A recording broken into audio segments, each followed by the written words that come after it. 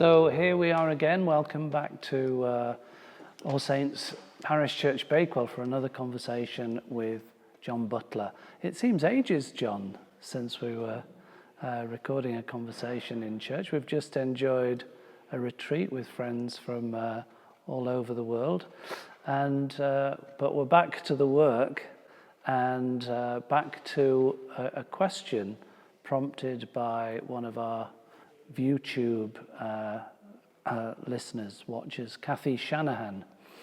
And she, like many of us, are concerned about climate change and what she refers to as losing the earth. And the facts of the matter are quite stark. Just for example, this week alone, there is an area the size of Belgium on fire in Siberia, and the prospects are not looking good. And we also hear maybe a lot about the shrinking glaciers in Greenland and other places, and the rising of sea levels. And of course, it's easy to press the panic button, but you're perhaps older and maybe wiser than most of us, and you've seen it all before. So, well, you're not a dinosaur, so you haven't actually seen. The questioner is Kathy, am I right? Kathy Shanahan. Kathy, yes. I saw this comment myself, Kathy, and so I've done a little bit of preliminary thinking. And not that I knew that Phil was going to ask me this question, but I thought about it, and I was almost going to try to write you an answer, but it's difficult to sum up in just a few short words, and I'm glad Phil's asked me so that I can give a more considered reply.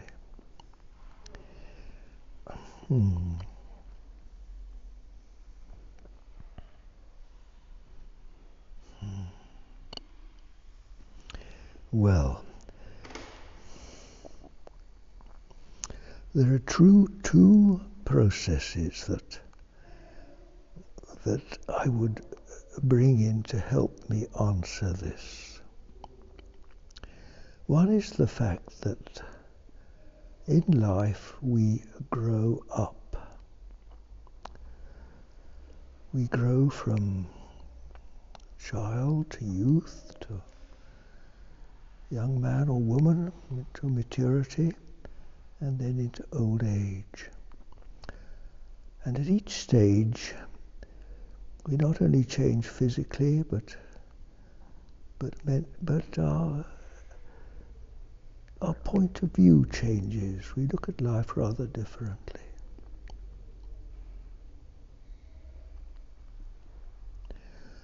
And the other thing that helps enormously in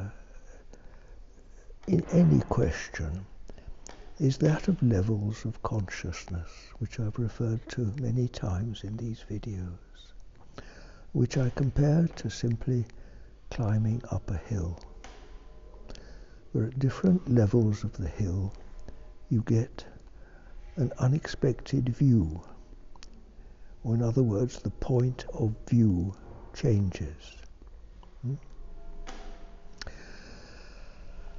And you can see this happening as we ascend what's also a hill or mountain, as is described in scriptures, what you can call the hill of the Lord, the hill of consciousness, which is rising up from the physical level, where you look out and you see the world in physical terms with the eyes of flesh, the mental, and finally the spiritual.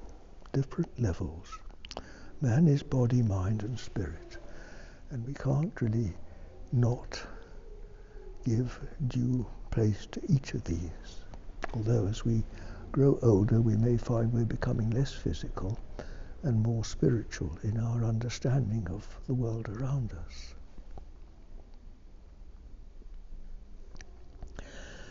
Now, the world is, of course, a reflection of this. We normally think of the world only in physical terms, physical, material terms. And we give little, perhaps, notice to the subtler world of mind.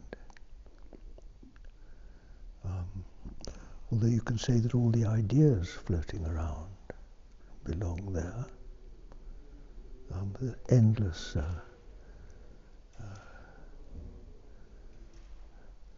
supply of concepts, imaginings, dreams and ideas. And beyond that, again, there is the invisible, but no less real spiritual world.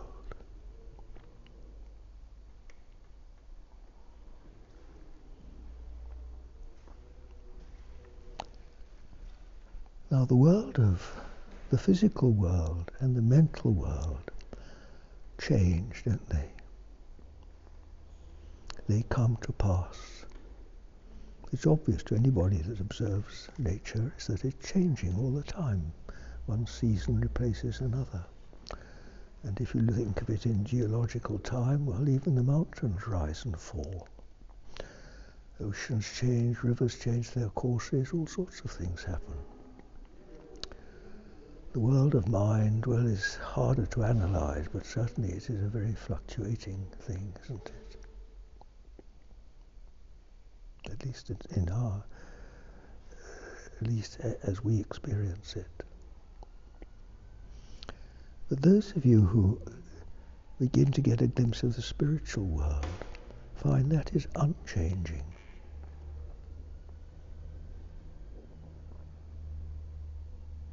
We may approach it by stillness, which of course is obviously unchanging. No matter how much the world changes around us, those who have been able to find some access to stillness, find they've got, like it were, as it were, an inner anchor, a peace that is not shaken by the cataclysms of this world. No, nothing. Family upsets, political upheavals, even physical upheavals. You see them from a point of view of abiding stillness or peace. You're not shaken by such things at all, because you realize that the nature of this world, it comes to pass. Both on a small scale, you've only got to just look at your garden or your window box to see how, as the season goes on, things change. Things rise and fall, plants grow and die. And so on the larger scale, the world as such. There's nothing permanent about the physical world. Even the scientists tell us that stars and worlds, they ebb and flow, they come and go, given enough time. So there's nothing new about this in that sense. What is new is that this is involved with this enigmatic creature called man. And really, to reach a fuller understanding of what's happening, we need to consider what man is, or what humanity is. Now, just consider, there's nothing very permanent about humanity, is there? You see, Phil mentioned dinosaurs to start with. You've seen these charts put out by clever people that show the evolution of the Earth, and the dinosaurs occupied, X number of years, and little humanity occupies about 1 millimetre at the end of the graph, doesn't it? From the first people that anybody's ever been able to discover to the present day. So there's nothing very permanent about man.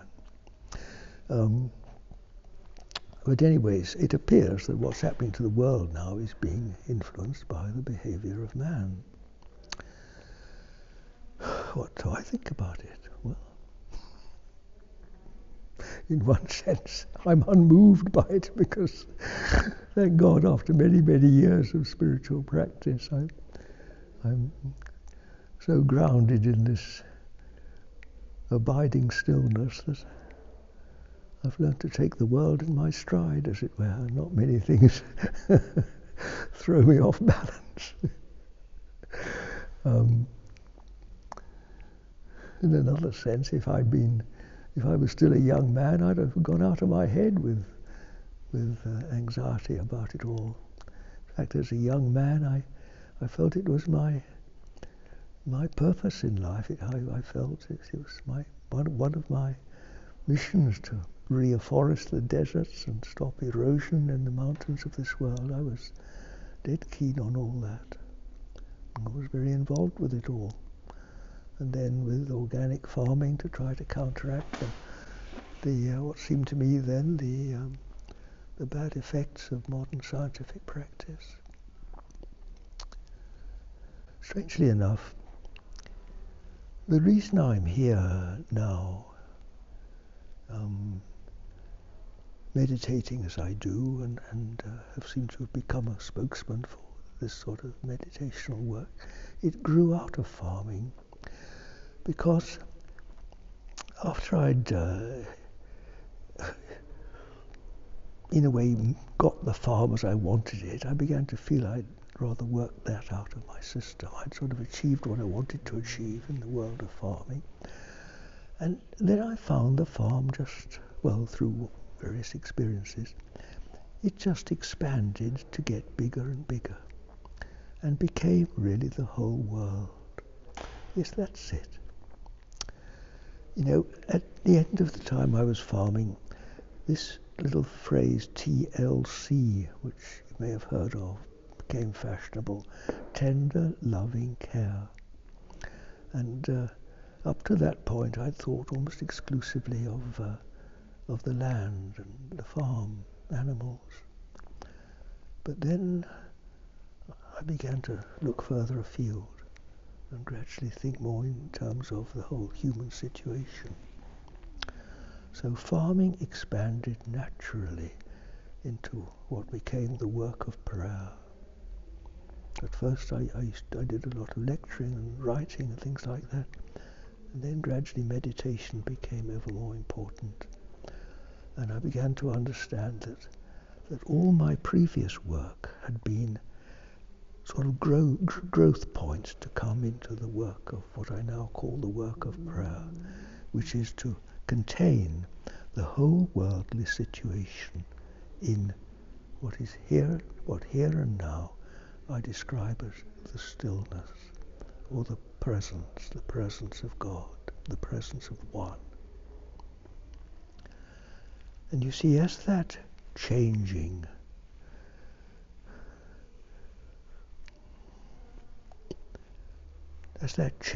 world is contained in the unchanging, well, what happens? The world may continue to change as such, but it's contained in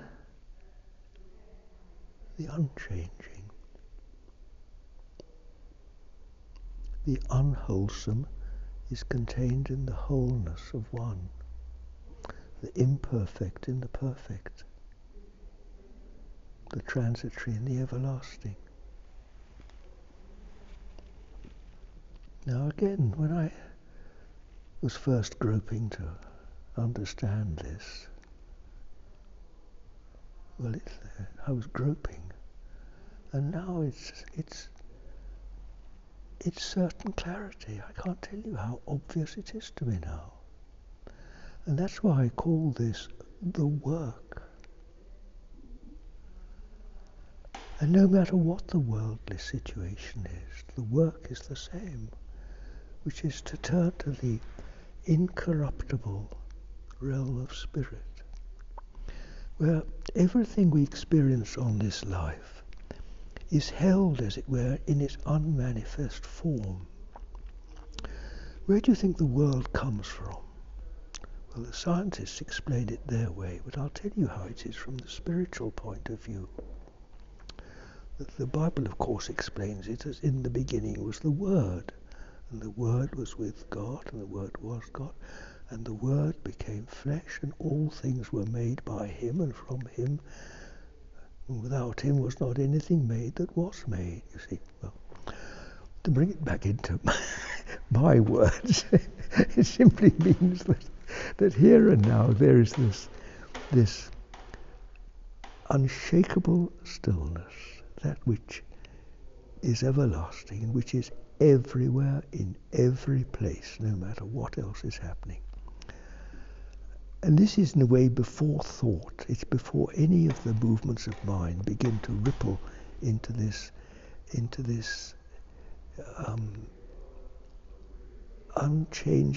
unchangeable infinitude of infinite potential, although that potential is as yet unmanifest.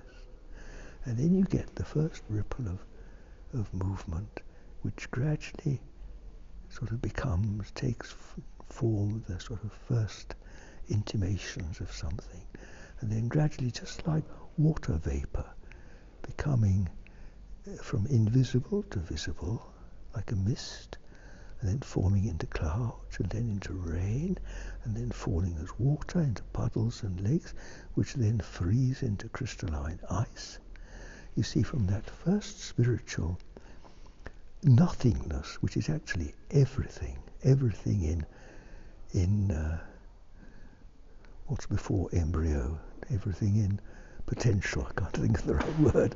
Anyway, you see, this is what manifests as what we call the world, with these separate you and me, which are really like solidified bits of ice, as it were.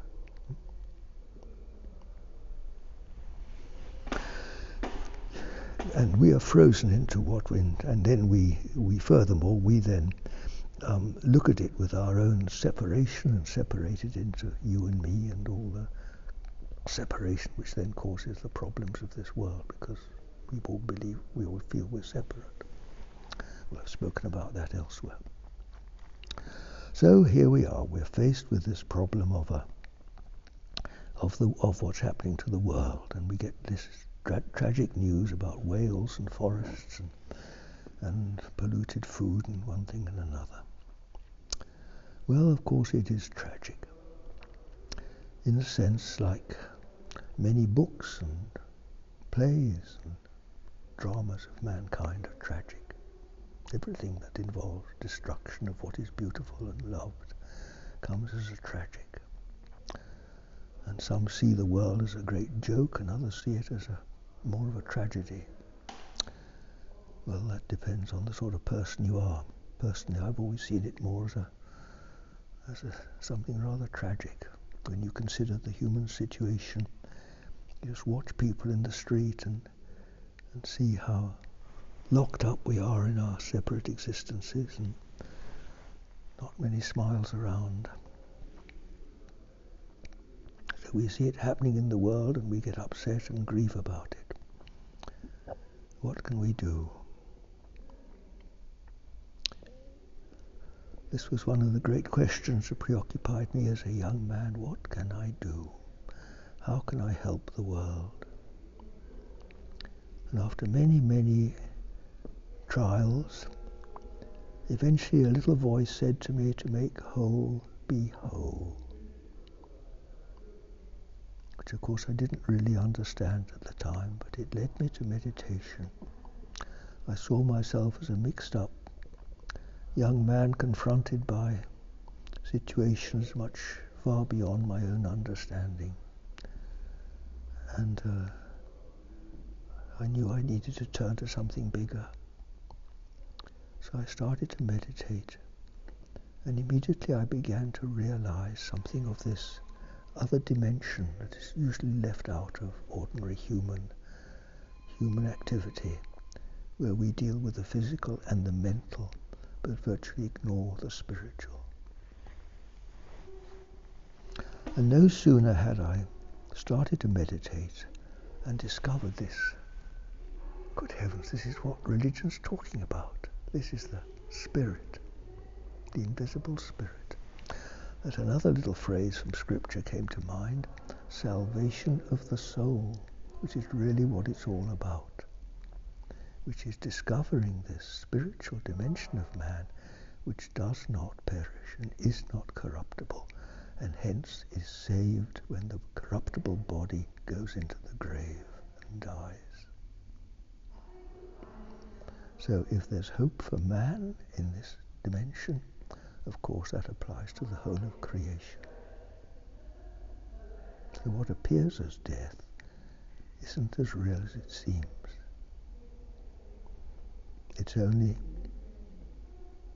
part of the show, and the transitory part of the show furthermore, that which comes to pass because of its own nature.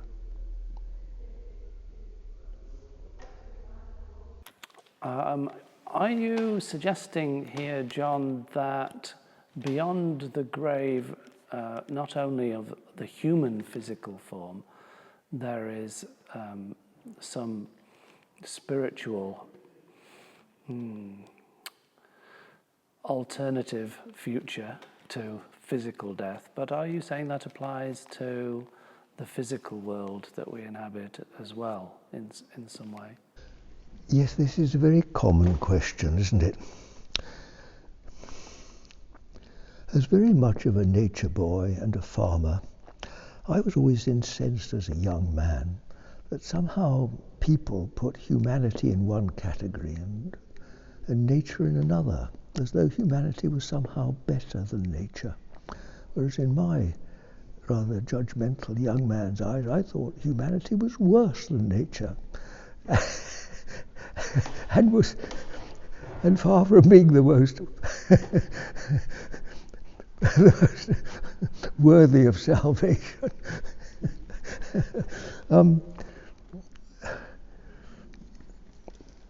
Had no, well, let me come back and start again probably on that. Yes, I just couldn't see the difference. Well, why man considers himself superior in some way. He's certainly more complex than most natural creatures in our experience, but whether he's more worthy, I'm not sure. And as I began to see myself as the destroyer of life on my farm, perhaps even more than I was the creator of it, I began to see myself more as a parasite on the land than as an asset to the land. Yes, I mean what I say. I was a parasite on my farm for all my TLC and my efforts to be a pure good farmer and love the creatures in my care. And if I was, how much more the great cities gobbling up the fruits of the earth and giving nothing back in return. And talking about pollution, by the way, which is the greatest? The few chemicals floating around in the atmosphere are all my own evil thoughts. Goodness me, no sooner did I begin to realize the amount of negativity and unkind thinking that went through my mind, really a few chemicals began to almost become irrelevant. And isn't it extraordinary how in all our talk about pollution and pure food and that, we almost never consider the effects of mind, of the thoughts, the mental disposition of those who are creating this food. How many people even consider that?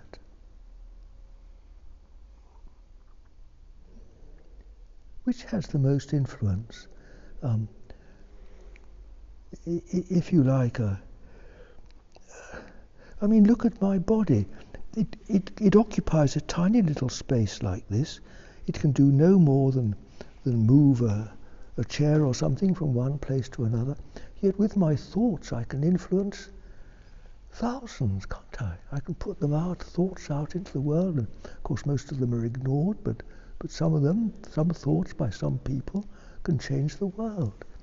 The mental is in a sense much more powerful than the physical, in a subtler sense. And again, the spiritual world, why do you think God is called Almighty? Now again, you may feel that this stillness is, well, nothing. How can it be powerful? Well, I'll just let you experience that for yourself. But in time, maybe you may come to see, as I do, that it really is the Almighty, which really is the motive force of all that appears down below in the form of fossil fuels or whatever, or energy in various forms. So Phil, yes indeed, all forms arise in this process from spirit. And I assure you that all the creatures that we experience in this world, the animals, the trees, the plants, are held and manifest in spirit. The whole thing is, everything is. All that we call creation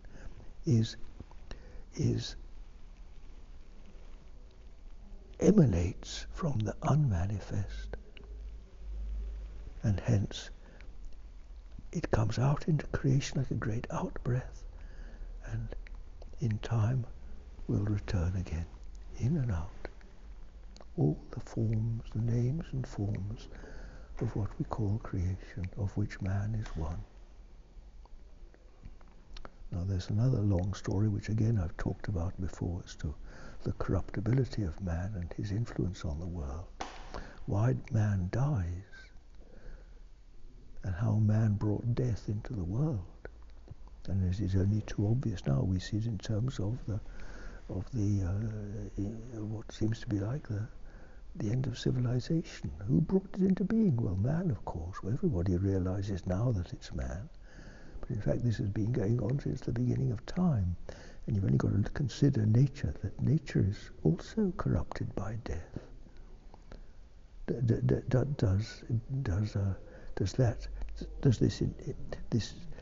Everything killing and eating everything else which goes throughout the animal and plant kingdom, is that the original creation, or is it corrupted by man?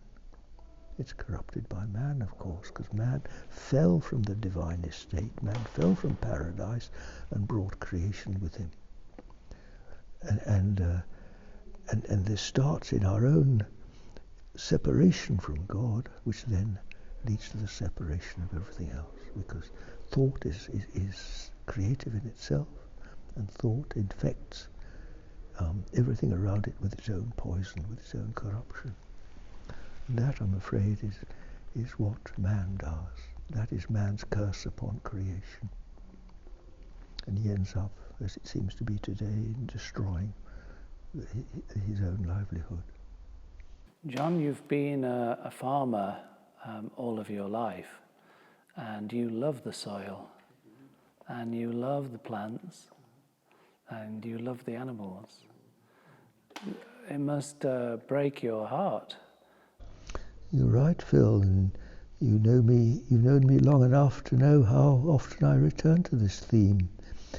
Indeed, it's wrung many tears and much grief out of me just to see the effects of man's transgression on the world around him. But this is why, you see, has brought me to where I am now, to spend the hours that I do every day sitting alone in this church, submitting myself to the One, to God, in other words. All that I carry in my heart, all the pain and suffering that I've experienced, not only on the land, in my many travels around the world, my long experience of the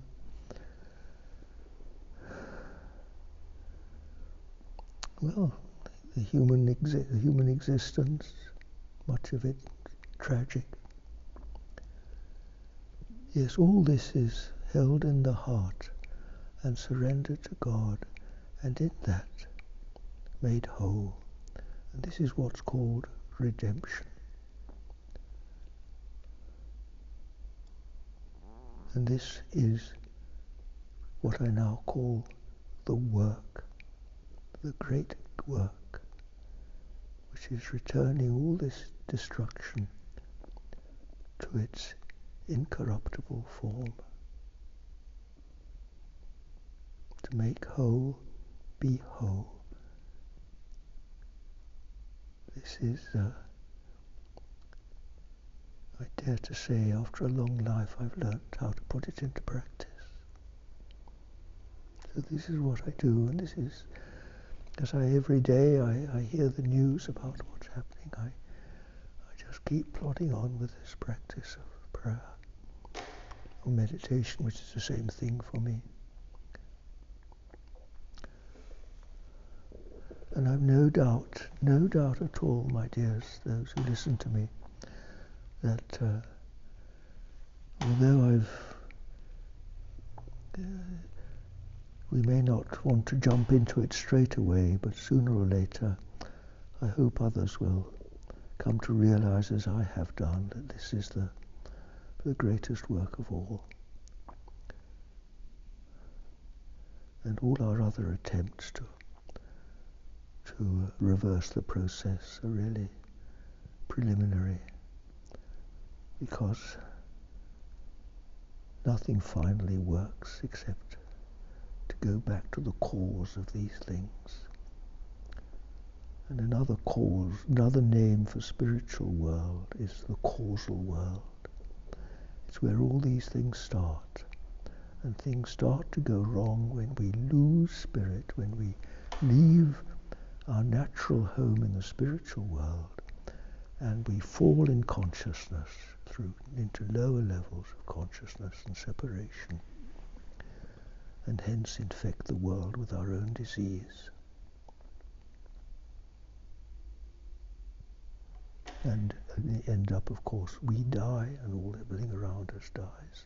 This is because we've cut ourselves off from the source of life, which is spirit, which is, of course, God.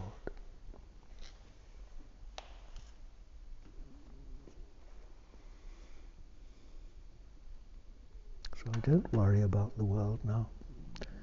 I just keep coming to pray.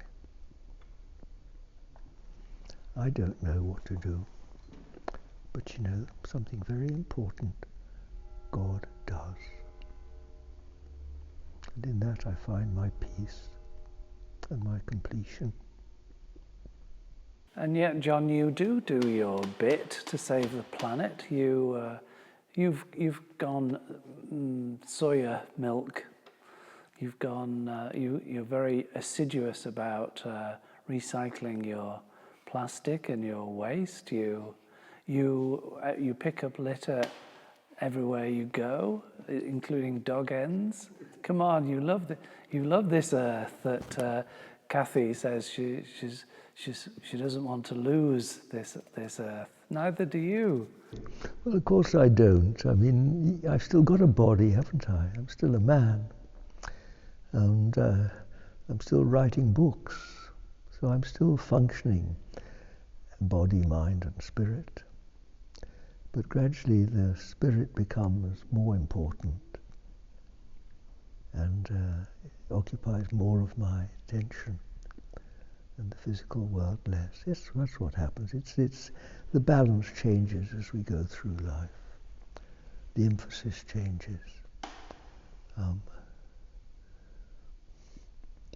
We can't do anything else when we're young because we know no better. We only know the physical world and a bit about the mental world. At the end of life, the balance is reversed. That is, if we've practiced spiritual work throughout our life. And well, I have to note that 25% of our YouTube viewers are under 25. So you might want to have some prescription or some advice for them how they engage with this world and the issue of climate change. Well, thank you. That's a good point. Yes, it's not much use talking over people's heads, is it? Although we're never too young to take on board at least what you can grasp of what I'm saying. Because spiritual work can begin at any age. We can begin to think in these terms.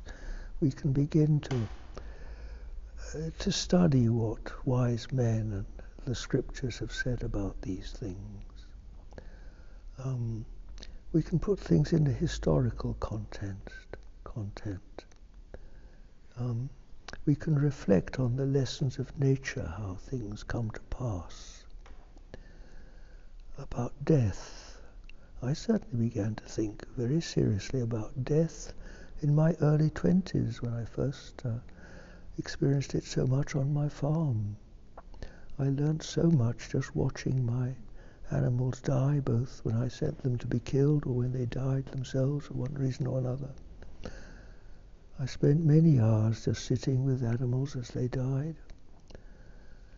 and trying to understand my place, or what it could teach me, what I could do about it, how I could help this process of dying. Certainly I had my time in trying to control soil erosion and planting trees. Yes, indeed I did. And I was one of the great enthusiasts and one of the few pioneers who started organic farming. Yes, I was dedicated to that. I believed in it totally. Although at the same time I was getting interested also in spiritual work. And I thought much about what is fertility and what is life. What is it that makes things grow? My mind was endlessly pondering on these matters. Why did things die? Why did all these creatures just kill and eat each other? Why was nature like that? So we're never too young to think these thoughts and ponder on them. And you know the old saying, seek and you will find. If you keep thinking about these things, seeking, gradually you will be led onwards and will understand more. Don't dismiss religion. It's got a lot to teach us. We may not like the form it's coming now, but the basic principles of it have stood the test of time. They're not to be just dismissed as unfashionable gobbledygook. You know, old wives' tales.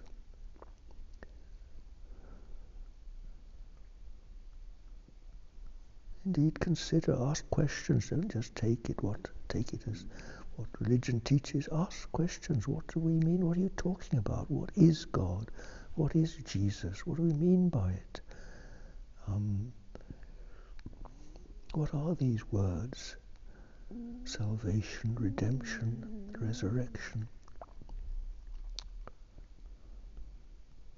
See how the world dies every autumn and comes to life again every spring in a different form, yet the same and yet not the same. It's always being resurrected in that way, isn't it? Don't be too ready to condemn what's happening. Life's a great lesson. Everything is sent for our learning. And above all, don't despair, because whatever happens to the physical world, the spirit endureth. You are more than the body, and the earth is more than its physical form. Do you really think you have a soul and the eagle doesn't? Do you really think you are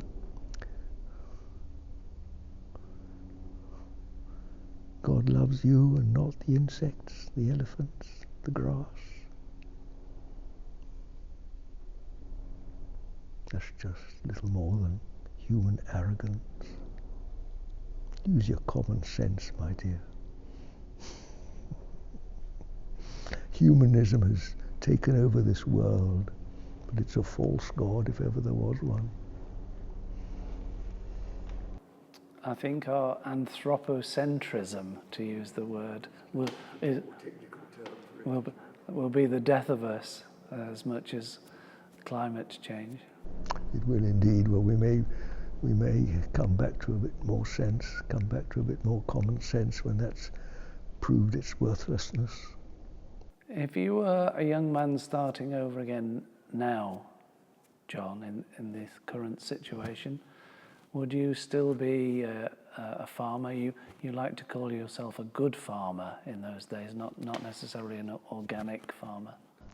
Yes, I would. I think, yes, I'm still a farmer. Yes, I love it. I've loved the whole process because to me, farming's not what you get, it's what you give. And it's giving to what I love, what I've always loved, which is nature. It's a way of serving nature. That's what farming is to me, a way of service. I think I've come to serve man more in my later life, but as a young man, it was nature that called me. Yes, to serve nature. I love that. I love that word, service. Dedicate. And there's one I remember so well. I had a few years in business, and I really couldn't take it. And I was at a business meeting in a place called Scunthorpe, to the north of here. And after some hours of this business, it was sort of conference really, I went out and I walked to the edge of town, and there were some ploughed fields. It was an autumn night. And I felt that sort of call back to Mother Earth. I remember I dedicated my life to the land.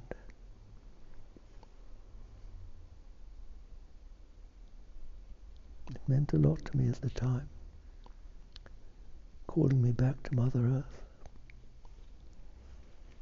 But, later, of course, as I say, that expanded into a more universal. Although you can say, and actually someone wrote a very nice thing to me just today, describing how I was always rooted on the land, because, see, that land, the physical earth that I then considered as my root, has simply moved through the physical to the mental into the spiritual. So it's now this universal stillness, which is the spiritual land from which the world grows. You see, there you are, it puts it nicely. It's exactly how it is. Exactly. And it's to that I dedicate my life, to that pure creative source which is infallible and which can never be destroyed, and which, just like the creatures of this earth die and are resurrected every spring, so it is with the drama we're now seeing before our eyes. This apparent destruction of one earth, which will then take another form, whereas it's